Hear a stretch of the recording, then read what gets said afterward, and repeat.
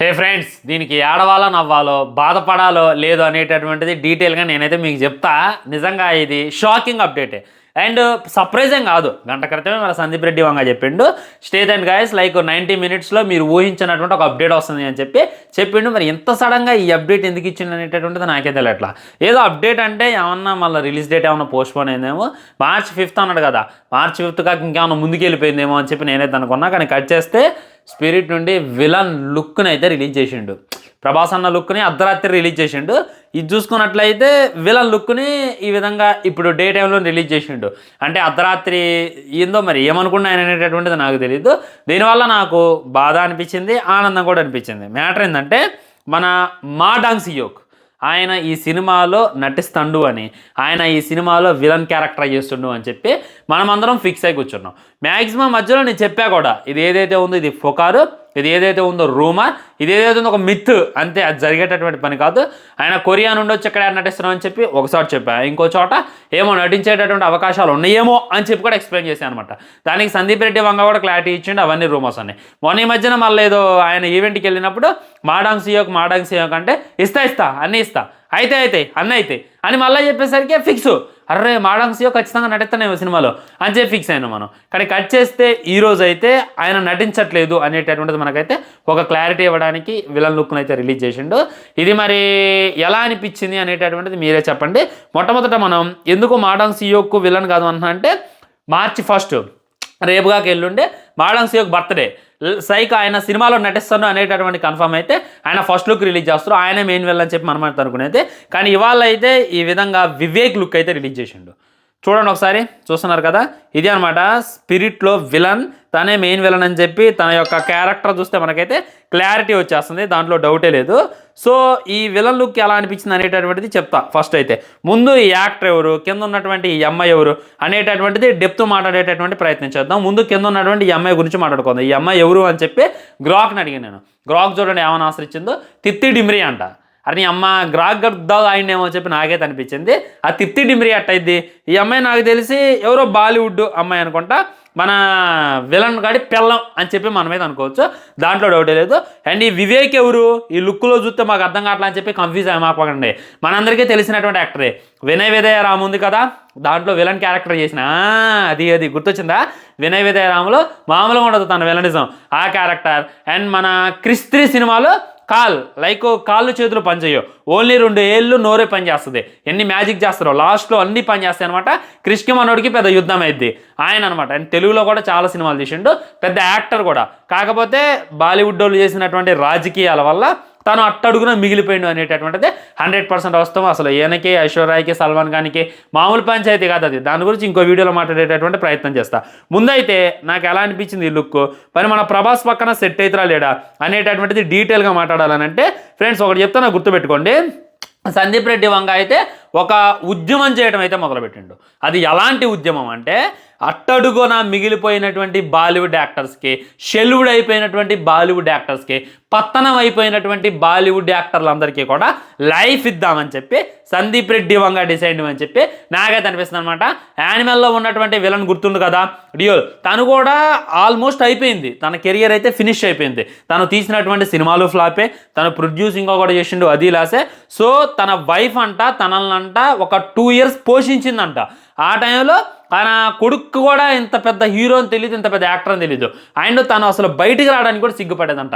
నా పిల్లని తెస్తే నేను తినాల్సి వస్తుంది, ఇదేం దరిద్రం అని చెప్పి బాధపడుతుంటే సందీప్ రెడ్డి వంగ ఆయనలో ఉన్నటువంటి టాలెంట్ని చూసి ఆయనకి యానిమల్ సినిమాలో అయితే అవకాశం ఇచ్చిండు. ఆ తర్వాత ఆయన యొక్క స్థాయి ఎలా పెరిగింది, తెలుగులో ఎన్ని సినిమాలు వచ్చినాయి, బాలీవుడ్లో ఎన్ని సినిమాలు వస్తున్నాయి అనేటటువంటి విషయం మీ అందరికీ తెలుసు. తను ఇప్పటికి కూడా చెప్తాడు, హోల్ బాలీవుడ్ కూడా నన్ను విసిరేసింది, హోల్ బాలీవుడ్ కూడా నా పని అయిపోయింది అనుకుంది, కానీ ఒక వరంగలోడు వచ్చి నాకు లైఫ్ ఇచ్చిండే అని చెప్పి తను గర్వంగా చెప్తాడు.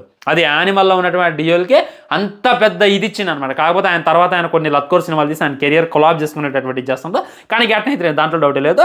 అదేవిధంగా ఈ వివేక్ చూసుకున్నట్లయితే తిను కూడా తోపు యాక్టర్. ఒకనొక టైంలో హల్చల్ ఒకనొక టైంలో అసలు ఈ యాక్టర్ అంటే మామూలుగా ఉండేది కాదు. మ్యాక్సిమం మన బోయపాటి సీన్ గారు ఈయన చాలా సినిమాలో విలన్లా కూడా వాడుకుండు అనమాట. మరి అలాంటిది ఆయన కెరియర్ కొలాప్స్ అయితే అయిపోయింది అనేటటువంటి సిచ్యువేషన్ ఇప్పుడైతే ఆయన సినిమాలు కూడా సరిగ్గా హిట్లో. అలాంటి సిచ్యువేషన్లో తనకైతే మన India's most awaited, India's biggest super star నటిస్తున్నటువంటి సినిమాలో అవకాశం ఇవ్వడం అయితే నిజంగా గ్రేట్ అని చెప్పి నేనైతే చెప్తా. ఈ లుక్ని చూద్దాం ఫ్రెండ్స్. ఈ లుక్ నాకు ఎలా అనిపించిందంటే, ఫస్ట్ ఒకసారి చూడండి, మొత్తం సిగర్ తాగుతున్నా అనమాట. మామూలుగా అంటే మామూలుగా లేడు, వేరే లెవెల్ అంటే వేరే లెవెల్ నుంచి ఉండు. సోఫా అనమాట. ఆయన ముందున్నటువంటి అమ్మాయి గురించి మాట్లాడితే అంటే అమ్మాయి బాగుంది, కసిగా చూస్తుంది. సో ఆ కసిగా అనరాకూడదని చెప్పి స్పెట్స్ అయితే పెట్టారు. తన చేతిలో అయితే ఒక కార్డు ఉందన్నమాట. ఆ కార్డుని మీరు జాగ్రత్తగా అబ్జర్వ్ చేసినట్లయితే కింద ఏందో ఉంటుందిగా డ్రగ్స్, వాటన్నిటిని కూడా ఇచ్చేసి పీల్చే బ్యాచ్ అని చెప్పి క్లారిటీగా అర్థమవుతుంది. అర్జున్ రెడ్డిలో మీరు చూసే ఉంటారు కదా, మ్యాక్సిమం అయితే యానిమల్లో మిస్ అయింది అనమాట. కానీ ఈ సినిమాలో అయితే మిస్ కాదు. ఆ టేబుల్ మీద చూసుకున్నట్లయితే మొత్తం పౌడర్ని పెట్టారు.